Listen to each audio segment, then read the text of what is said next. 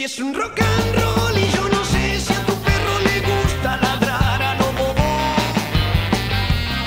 Mi perro no, no quiere no, con el hocico afiebrado no, recuperando palitos, corriendo a lo bobo. Porque si es un rock and roll, no, no, no, músculo mojado.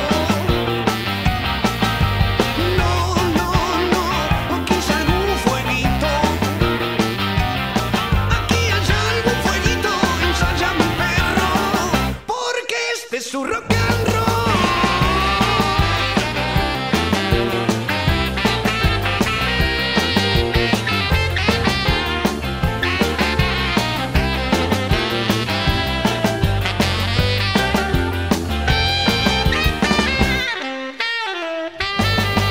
Mi perro dinamita está fiero como un tártaro y gruñendo, rechazando, no mueve el rabo con docilidad, ni da la patita ni hace el muertito y aúlla este rock and roll.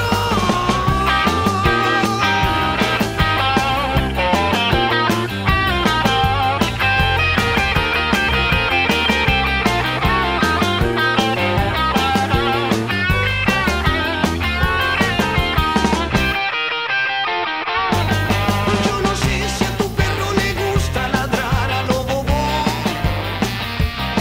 Mi perro no, no quiere no, con el hocico afiebrado no, recuperando palitos, corriendo a lo bobo. Porque si es su